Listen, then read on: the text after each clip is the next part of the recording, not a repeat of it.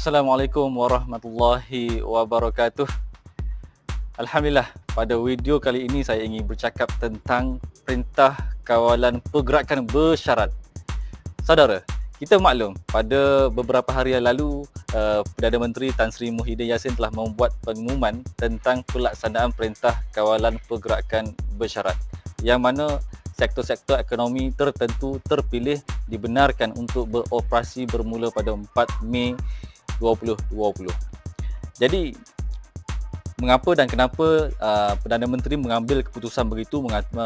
Kerana mengatakan negara kita telah mengalami kerugian lebih 63 bilion sepanjang tempoh Perintah Kawalan Pergerakan dilaksanakan.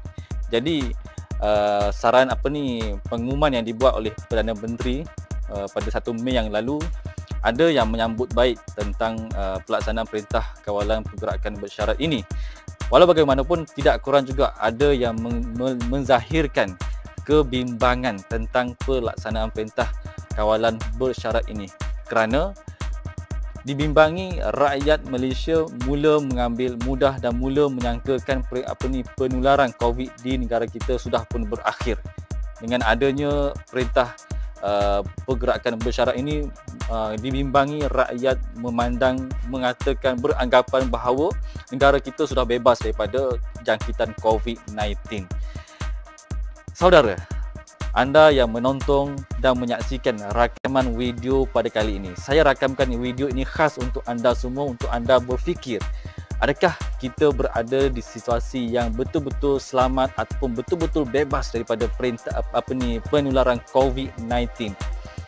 Kita lihat kepada graf semasa penularan COVID-19 di negara kita. Memang betul kita telah menunjukkan satu peningkatan ataupun satu petanda yang mana negara kita sudah menunjukkan tanda-tanda negara kita sudah bebas ataupun sudah berjaya menekan penularan COVID-19 dengan menunjukkan bila mana jumlah penurunan kes sudah begitu ketara beberapa minggu kebelakangan ini. Jadi ini menunjukkan keberhasilan kita dalam melaksanakan Perintah Kawalan Pergerakan yang memasuki fasa keempat pada kali ini.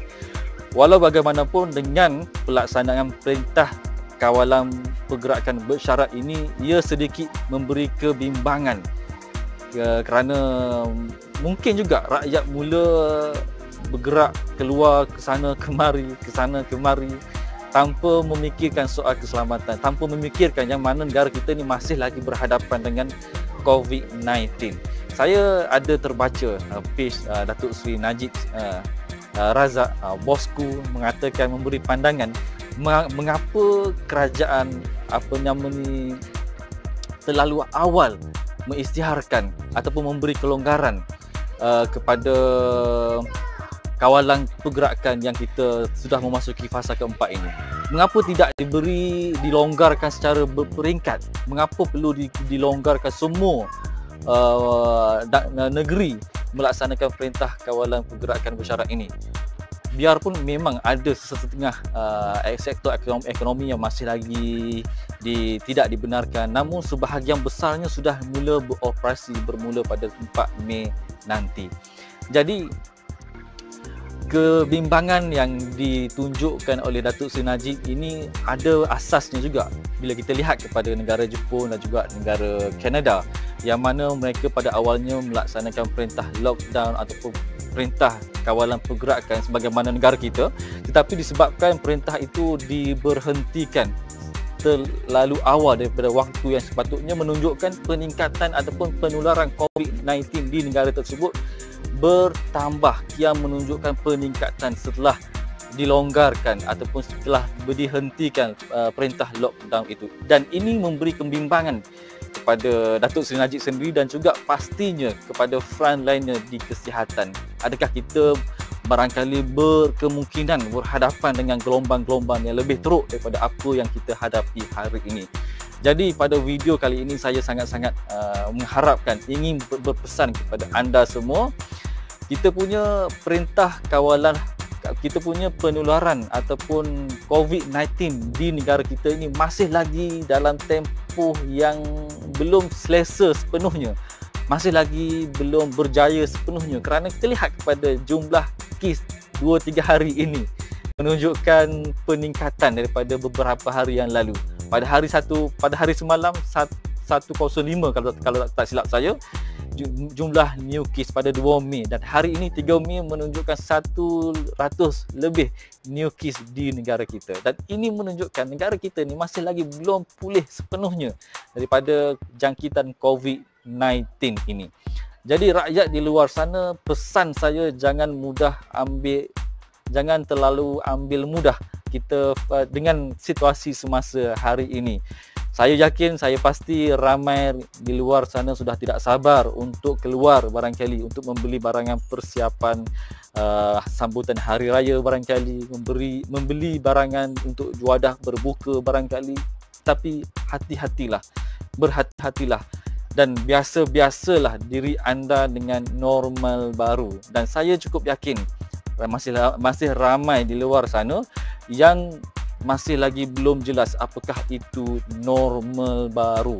Dan saya kira Perintah Kawalan Bersyarat ini mengguna pendekatan rakyat dan juga majikan ataupun pekerja perlulah mematuhi syarat-syarat yang dikeluarkan oleh Kementerian Kesihatan khususnya, iaitu mengaplikasikan normal baru di tempat kerja dan sebagainya. Jadi saya petik balik kepada apa yang dikatakan oleh Datuk Seri Najib di Facebook beliau, mengatakan rakyat dan majikan sebenarnya masih lagi belum bersedia sepenuhnya. Mengapa kerajaan tidak melanjutkan sedikit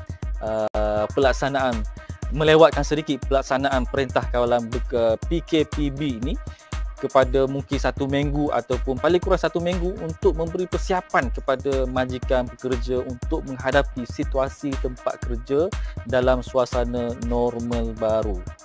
Kerana tempoh 4 hari ataupun 3 hari yang diberikan ini barangkali mungkin tidak cukup. Kita mungkin juga mengetahui yang kita perlu melaksanakan normal baru. Rakyat mungkin pernah dengar apa itu normal baru. Tetapi bagaimana pelaksanaannya mungkin masih ramai yang belum jelas. Tapi bagi 4 hari ini cukup singkat untuk mereka buat persiapan bagaimana untuk menyediakan restoran tempat kerja mereka dengan dengan normal-normal baru atau syarat-syarat yang perlu dipatuhi. Jadi tempoh 4 hari sebenarnya tidak mencukupi. Jadi bagi saya tidak menidakkan apa yang diperkatakan oleh Perdana Menteri.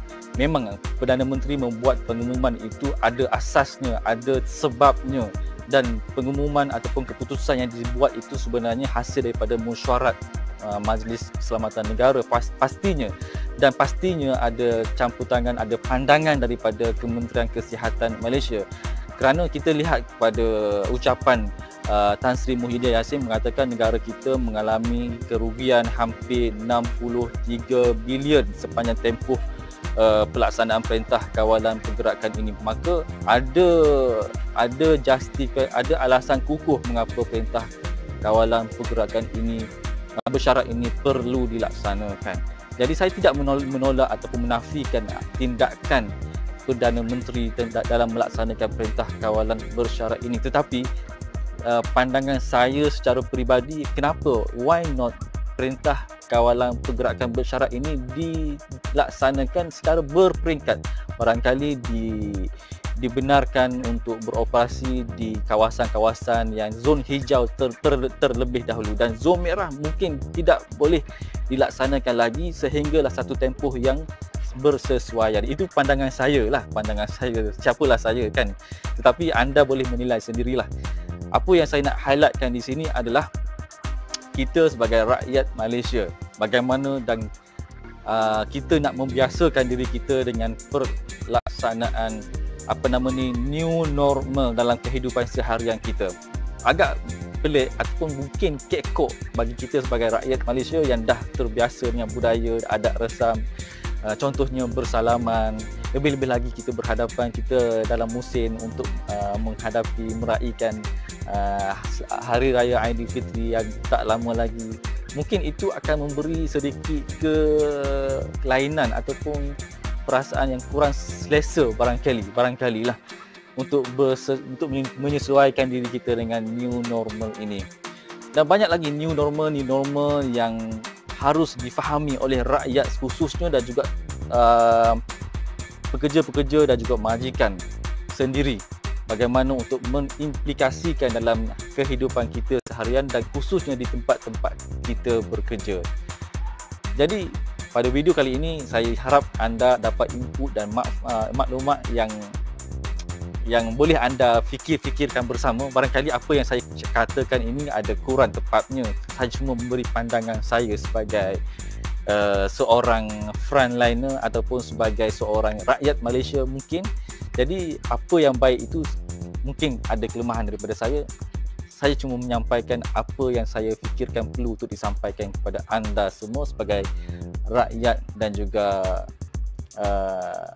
rakyat Malaysia khususnya.